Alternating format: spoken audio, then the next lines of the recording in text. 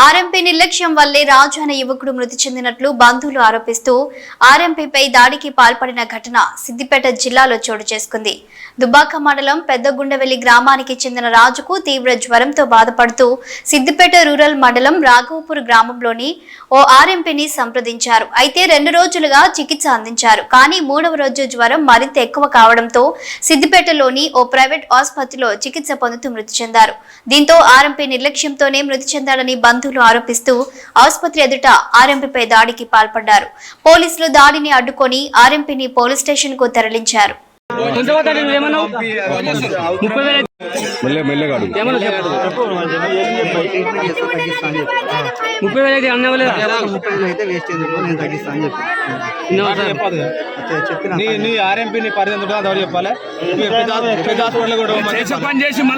Settlement కూర్చుంటాడు doctor దగ్గర settlement కావాలని చంపేస్తారా ఏంది పరిస్థితి మరి చంపే మళ్ళీ డాక్టర్ దగ్గర సెటిల్మెంట్ చేస్తారు.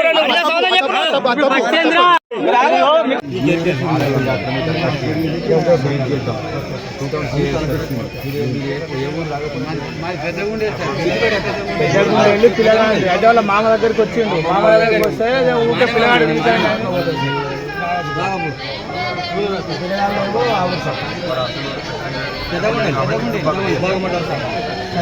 ట్రీట్మెంట్ జరిగింది రూరల్ పోలీసులు దరఖాస్తు చేయాలి.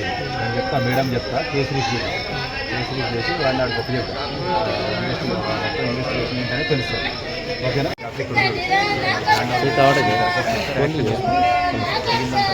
జరిగింది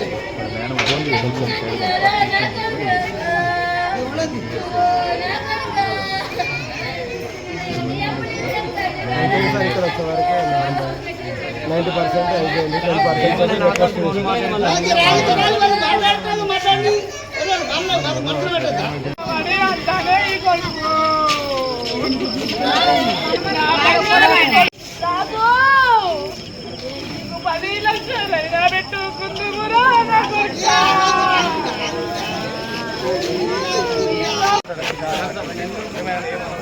10% అంత పచ్చి ఉన్నది లంబి కొడుకు కావాల్సి బయట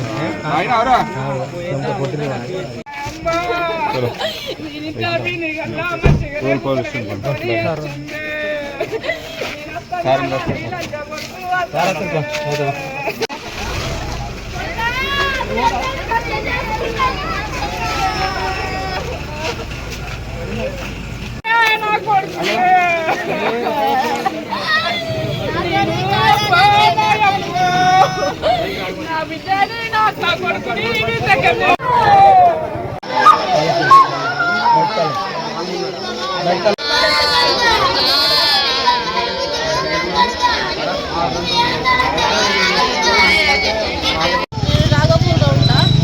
జ్వరం వస్తే నేను వచ్చి పోయే వరకులో గ్లూకోజ్లు ఎక్కుతున్నాయి. నేను అడిగిన మరి ఏమన్నా ప్రాబ్లం ఉందా అన్న అంటే ఏం ప్రాబ్లం లేదు, రక్తం పరీక్ష చేయించాను. ఆయన ఏం చెప్పిండు, రక్తం పరీక్ష రక్తకణం తక్కువ ఉన్నాయి, టైఫాయిడ్ వచ్చిందని చెప్పిండు. మరి ఇట్లా అంటూరు అన్న అని కూడా వచ్చినాయి డాక్టర్ దగ్గరికి. వస్తే ఏం కాదమ్మా, ఏం కాదు, మంచిగానే ఉంటాడు, 2 రోజులలో కవర్ అవుతాడు అని చెప్పిండు. చెప్పేసరికి ఆయనతో పొద్దుగల రాత్రి తీసుకుపోయినా గ్లూకోజ్లు ఎక్కించుకొని తీసుకొని పోయినా కొంచెం జ్వరం తగ్గినాక ఆయనతో ఇక మళ్ళీ పొద్దుగల మళ్ళీ బాగా వచ్చింది. బాగా వస్తే ఆయనతో మరి ఇట్లా అవుతుంది, మీరు ప్రైవేట్ తీసుకోవద్దాం అన్న అంటే మీకు దగ్గర పైసలు బాగున్నాయా మీరు తీసుకోనికి, నేను అన్ని కవర్ చేస్తా అని అన్నాడు. నా బిడ్డను కూడా మరి జ్వరం వస్తుంది, నా బిడ్డ కానీ కూడా నేను అన్నా, నా కొడుకు మా అక్క కొడుకుని నా బిడ్డని అదే దవాఖానలో చూపెట్టినాక ఆయనతో పొద్దుగల గ్లూకోజ్ పెట్టిండు, ఇచ్చిండు. తీసుకొచ్చుకున్నాక కొంచెంసేపటి మంచిగానే ఉన్నాడు. ఇక మళ్ళీ సాయంత్రం కాగానే జ్వరం బాగా వచ్చింది. జ్వరం బాగా వస్తే మరి అన్న ఇట్లా జ్వరం బాగా వస్తుంది, నీ వల్ల కాదంటే మేము హాస్పిటల్ తీసుకుపోతాం అని నేను బండిలో అదేంటి నాండ్రపేట నుంచి మా అక్క కొడుకు బండికి ఫోన్ చేసిన. వాడు వచ్చిండు, ఓడేసి డబ్బా వేపిస్తే తాగిండు. తాగినాక ఆయనతో ఈ డాక్టర్ ఫోన్ చేస్తే వచ్చిన తర్వాత ఏమన్నాడు, ఏం కదమ్మా మీరు ఎందుకు భయపడుతున్నారు, గిద్దంగానా భయపడకూరి, కవర్ చేసిన బడ్జెట్ నాది అని ఆయనతో ఇక మంచిగా ఎక్కువ బాబు అన్నాడు. మంచిగానే ఎక్కిండు. రగ్గు నాకు సలసాలు పెడుతుందంటే రగ్గు తీసుకొచ్చుకోమన్నాడు. రగ్గు తీసుకొని వచ్చినాడు.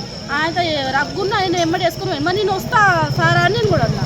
అంటే వద్దమ్మా వద్దు, నువ్వు ఇక్కడనే ఉండు, ఎంతమంది వచ్చి ఏం చేస్తావు నేను చూసుకోను అంటే మా ఇంటి దగ్గర దగ్గర పెట్టు గ్లూకోజ్ పెట్టేది ఉంటే ఏమన్నంటే నేను ఆడ ఉండి దగ్గరుండి నేను అన్నీ చూసుకుంటా అన్నాడు. అనేసరికి నమ్మకనే నేను పోయినసరికి ఆయన మా అక్క వచ్చింది, కొబ్బరి బొండ తాపించింది, తాపించినాక గ్లూకోజ్ ఎక్కుతుంది. ఆయన ఇక మస్తు సార్లు వస్తుంది, నెత్తి కుడుతున్నాడు, బాగా ఫీవర్ వచ్చి నెత్తికి మొత్తం తలకి అంత వణుకుతుంది. అనిపించేసరికి మరి మేము మా అన్న వచ్చి నేను అయితేనే కానీ లేకపోతే మేము తీసుకోపోతామా అని మా అన్న అన్నాడు. సీరియస్ అవుతున్నావు అది అవుతున్నావు, నీ దగ్గర పైసలు బాగున్నాయా, ఆయన పరిస్థితి అట్లుంది అంటే పైసలు ఎన్నైనా కాదు మేము పెట్టుకుంటామని మా అన్న అన్నాడు. ఆ తర్వాత ఏం కాదు నేను కంట్రోల్ చేస్తా అన్నాడు. అనేసరికి ఆయనతో ఇక చాలా వచ్చింది, మొత్తం ఆగమాగం చేసిండు. మా అన్న వెళ్ళిపోయిండు, మీరు ఎవ్వరు ఉండకూడదు కాదన్నాడు.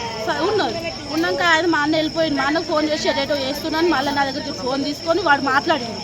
వాడు మాట్లాడినాక ఆయన తీసుకుని ఆయన ఆటోలో వేసుకొని వచ్చి రాగానే నా కొడుకు ఏం పేరమ్మా ఆయన పేరు? మీ ఆర్ఎంపీ డాక్టర్ పేరు ఏం పేరు? వాని పేరు ఏమో పేరు ఎన్ని సంవత్సరాలు ఉంటారు రాజు అని? 18 ఏళ్ళు ఉంటాడు. నా కొడుకు